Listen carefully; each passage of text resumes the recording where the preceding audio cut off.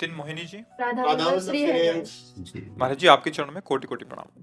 महाराज जी, प्रारब्ध अनुसार आने वाले आकस्मिक मृत्यु को हम हमारे अभी के क्रियामन द्वारा प्रभु का नित्य स्मरण नाम जब सदाचार करके टाल सकते हैं क्या? मार्गदर्शन। क्यों टालेंगे? 10 दिन बाद जाना हो तो आज जा रहे हैं। जिसमें आपकी रुचि है प्यारे, आप 10 दिन पहले मिलना चाहते हो, 10 दिन बाद क्यों टालें? एक प्रताप राय जी नाम के महाभागवत हुए हैं, उनका चरित्र भी है, बहुत महापुरुष हुए। वो बचपन से ठाकुर जी की सेवा, उनके माता पिता भक्त थे तो तुलसी जी में जल चढ़ाना, ठाकुर जी की पूजा हो रही तो पास बैठालना, तो संस्कार बचपन से ही उनके भक्ति के। जब माता पिता पधार गए तो पूरे वैभव के और उनके यहाँ जो है वो पुराने जैसे जमींदार लोग होते थे कि आप अपनी जेवर रख जाओ, 10,000 20,000 ले जाओ, फिर आप जेवर दे जाना ब्याज सहित, और पैसा दे दो ले जाओ। ऐसा उनका चलता था व्यापार रूप में, खूब वैभव ऐश्वर्य सब था।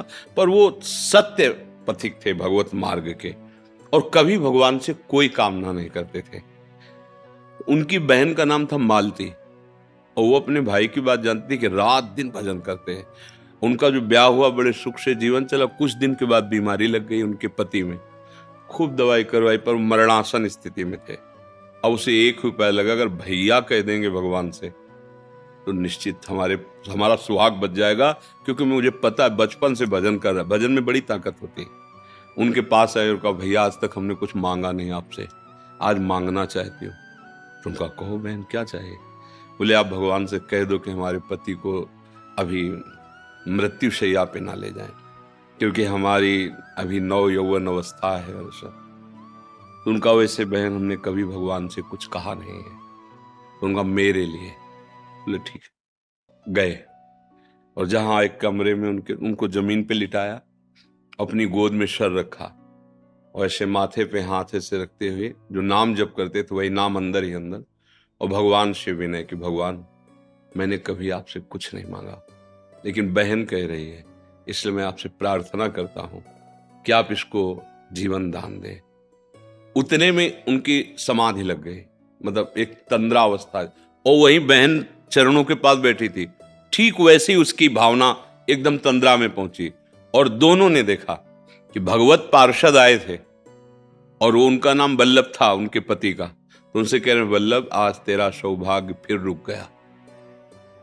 भगवान मिलने के लिए व्याकुल थे और तुम भी व्याकुल थे, पर आज सौभाग्य रुक गया, क्योंकि महाभागवत प्रताप राय जी ने संकल्प कर लिया कि अब अभी मत ले जाओ। तो उनका ऐसा वो नहीं कर सकते, वो वल्लभ ऐसा नहीं कर सकते। मैं जन्म जन्म से जिनके लिए तड़प रहा था, आज मिलने का संयोग बन रहा है, और भक्त होकर वो हमें रोक देंगे?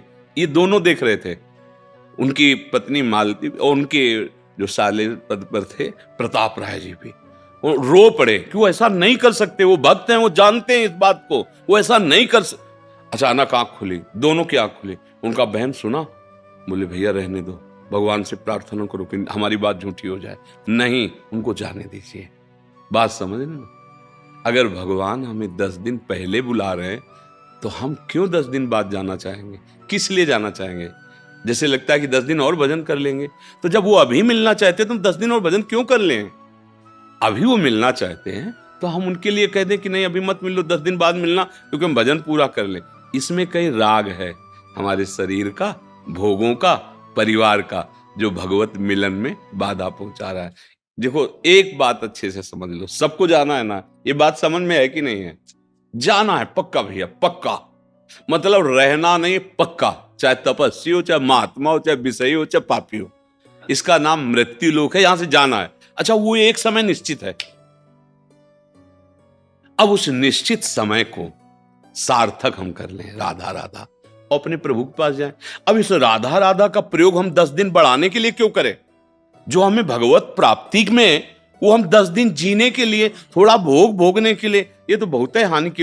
अरे जब फांसी अभी होनी ही है तो 10 दिन बाद हम ये रिक्वेस्ट करें कि फांसी देना, तो बहुत है मूर्खता है, क्योंकि 10 दिन प्रतिपल फांसी लगेगी।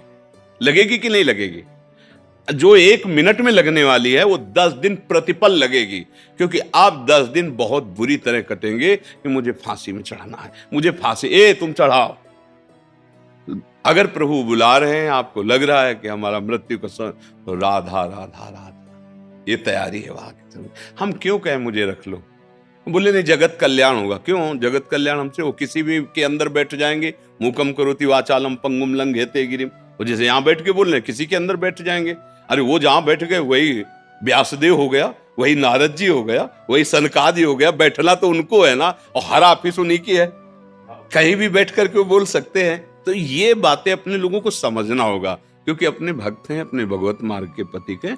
जैसा प्रभु चाहे, जितने दिन प्रभु चाहे, जोई जोई प्यारो करे, सोई मोई भावे। तो भजन का प्रयोग प्रभु की प्रसन्नता के लिए, अगर ये रहस्य समझ गए तो सब आनंद आ जाएगा।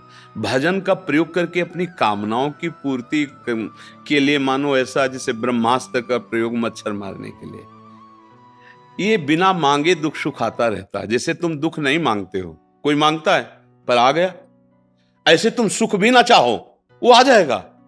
ये क्रम है तुम्हारे कर्मों का। अब तुम चाहो भगवान को, दुख सुख से ऊपर उठो और अखंड आनंद, अखंड प्रसन्नता, यही तो मांग है यार। कभी दुख ना मिले, वो स्थान भगवान के चरणारविंद है।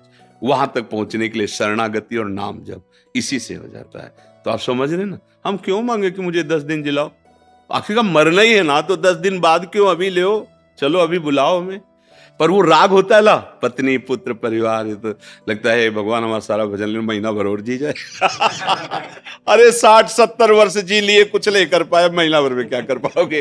है नहीं हमारी हालत जो है। एक संत भगवत मार्ग के पथिक बड़े सिद्ध थे, तो एक गरीब आदमी बहुत सेवा कर रहा था, तो उसके मन में धन की कामना थी कि अगर संत कृपा कर दें तो कल्पतरु संत होते हैं, सब कुछ पूर्ण हो। तो एक दिन उन्होंने कहा कि महाराज जी बहुत दिन से सेवा आपकी कर रहे हैं, एक मन में हमारी बात दबी हो, आपसे कहा हमारा मन एक धनी हो जाए। उनका उससे बेटा धनी होने से शांति तो मिलनी नहीं है, पर तुम चाहते ही हो तो ये पारस मणि है, इसको ले जाओ, जितने लोहे में छुआ दोगे सब सोना हो जाएगा। जितना 7 दिन के लिए देते, सोमवार से रविवार तक। रविवार की रात्रि को हम शाम के आएंगे, मणि ले जाए। अरे 7 दिन तो बहुत होते हैं। अब उसने बुद्धि लगाई, अपनी प्रॉपर्टी बेची, संपत्ति बेची, और जितना लोहे का कबाड़ वो सब खरीद। अब बेचने में खरीदने में काफी समय लगा। सब पूरे घर में लोहा लोहा लोहा, दरवाजा बंद करके इकट्ठे छुआ देंगे पारस मणि। सब अंदर करते करते शाम हो गई। स्वामी जी आए, बोले पारस मणि वापस करो। बोले स्वामी जी बस छुआने का काम रह गया है। बोले 7 दिन हो गए, अभी तक एक कील को सोना नहीं बना पाए। अब जो संपत्ति थी वो भी चली गई, कबाड़ घर में रह गया, सोना बना नहीं पाए। हम लोगों की हालत यही है। भगवान ने अवसर दिया है, राधा राधा राधा, सोना बना लो श्वास को, परम धन राधा नाम। अब लगता है पहले सब व्यवस्थाएं भोग भोग ले सब, और जीवन की शाम आ गई। अब लगता है थोड़ा समय तो दे दो। बोले कितने साल? 50 वर्ष में कुछ नहीं कर पाए, अब थोड़े समय में क्या कर लोगे? तो हमारे पास जो अभी वर्तमान में समय है, चाहे वो 1 श्वास हो या 1 मिनट हो, हम प्रियालाल का स्मरण करें, इसी से हमें मंगल हो जाएगा। हमारे प्रभु बड़े कृपालु हैं। एक सिद्धांत रखा है, अंतःमति सोगति। सब बिगड़ गया पूरा जीवन, लेकिन अंत में हम भगवान की शरण में होकर राधा राधा राधा वो सब बना देंगे। भगवान कहते हैं तेसाम हम समुद्धरता मृत्यु संसार सागरात। बस ये बात समझ लो, जीवन रहे या न रहे इसकी परवाह मत करो, ये निश्चित है। मान लो आपको 10 साल जीना है तो काल की भी ताकत नहीं कि आपको मार सके, पक्का समझ लेना। और भैया अगर शाम तक जाना है तो फिर किसी की ताकत नहीं कि कोई बचा सके। देखो परीक्षित जी को ब्रह्म ऋषि बालक श्रृंगी ऋषि ने शाप दे दिया कि आज के 7वें दिन तुम्हें तक्षक सांप डसेगा और तुम्हारी मृत्यु हो जाएगी। तो बड़े बड़े महात्मा गंगा के किनारे रेती पर परीक्षित जी आमरण अनशन व्रत लिए हैं। बड़े बड़े महात्मा लोग बैठे, लेकिन कोई उस सांप को मिटाने की बात नहीं कर रहे। 7 दिन में इनका कल्याण कैसे हो, ये बात हो रही। और उनका प्रश्न भी यही है कि जिसने आमरण अनशन व्रत ले लिया है, जो म्रियमाण है, मरने वाला है, उसका परम कल्याण कैसे हो। देखा भगवान सुखदेव जी पधारे, दिगंबर वेश, ब्रह्मबोध से पूर्ण, कृष्ण प्रेम अनुराग और श्याम शरीर कमल ने सब महात्मा खड़े हो गए। यद्यपि उनके पिता पितामह आदि भी बैठे हुए थे, पर जो ऊंची स्थिति सुखदेव उसका आदर किया। और 7 दिन भगवत चर्चा हुई, पर उन्होंने बचाया नहीं कि जाओ मैं तुम्हारे साप को मिथ्या करता, ऐसा नहीं कहा। भागवत सुनाई। अब इसके बाद ये पूछा कि बेटा, भागवत में बेटा परीक्षित, तुम्हें तक्षक से भय है क्या? तो बोले गुरुदेव, एक तक्षक क्या, करोड़ों भयंकर मृत्यु रूप धारण करके तक्षक आ जाए तो आपकी कृपा प्रसाद से अब कोई भय नहीं। बस चल दिए सुखदेव जी, सांप नहीं मिटाया।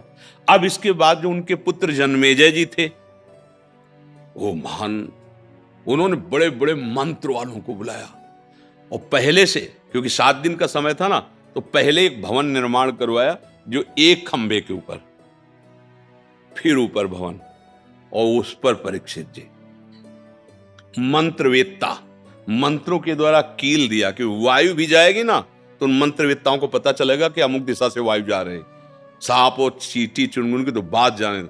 और ऐसी औषधियों का लेप कि खंबे से कोई सूक्ष्म रूप लेके ना जा पाए, सबको रोक देना। परीक्षित जी से कोई नहीं मिलेगा जाकर, केवल ब्रह्म ऋषि, क्योंकि अंतिम समय का तो ब्रह्म ऋषि के फूल में ही पराग से भी छोटा रूप लेके तक्षक बैठ गया। महाराज जी ही ऐसे किया, भयंकर रूप रख के डस लिया, उड़ गया, किसी के रोके नहीं रुकी मृत्यु। प्रमाण है ना। तो हमें चाहिए निश्चिंत हो जाना, एक दिन मेरी मृत्यु होगी।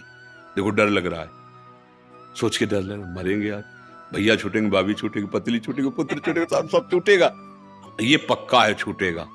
अब एक चीज ऐसी जो तुम्हें बचा लेगी, भयंकर दुख, भगवान का नाम, पक्का। ये ज्ञान विज्ञान जैसे आपके दिमाग में ना, इसकी सार्थकता है कि संसार का चिंतन छोड़कर प्रभु का चिंतन करो। अगर ये नहीं भैया तो सब व्यर्थ हो गया। बस नाम जप करो, भगवद आश्रित रहो और खूब कर्तव्य का पालन करो। भगवान ने तुम्हें सेवा के लिए अवसर दिया है, भगवत सेवा रूप से परिवार का पोषण करो, नाम जप करो, नशा न करो। सबसे प्रार्थना है, जो शराब पीते हो मत पीना। अगर हमारे पास आए हो तो मेरी बात ये बुद्धि भ्रष्ट कर देती। मांस खाना कितना घृणित कार्य है यार, कितने गंदे स्वभाव हो रहे हैं। दूसरे का मांस खा रहे हो, तुम अपने को स्वस्थ, अपने को बुद्धिमान समझ रहे हो, अपने को ग्रेजुएट समझ रहे हो। बहुत बड़ी दुर्दशा होगी, ये अभी समझ में नहीं आ रहा है, बहुत बड़ी दुर्दशा होगी। बहुत मतलब वो तो दृश्य सब देखे जाते हैं ना, पूरे ट्रक में बैठे आनंद से मस्त जा रहे, आग लग गई, गेट खुला नहीं, अंदर ही जल गए। क्यों? क्योंकि जला जला के जो खाया है ना, अब देख जलना कैसे लगता है, जिंदा जल। कार में आग लग गई, बोले कूदने का प्रयास किया, गेटे नहीं खुला, जल गए। ये सब क्या है? हमारे कर्मों का फल। सबसे प्रार्थना है, मांस मत खाइएगा, शराब मत पिएगा, पराई जो माता बहन है उनकी तरफ गंदी भावना मत कीजिएगा। ये धर्म है, आप पशु नहीं हैं, आप राक्षस नहीं हैं। आप जीवन मुक्त होने के लिए मानव देह प्राप्त किए। गंदे आचरण करेंगे तो मुक्त कहाँ होंगे और बंध जाएंगे। इसलिए सही ढंग से चलो, नाम जप करो।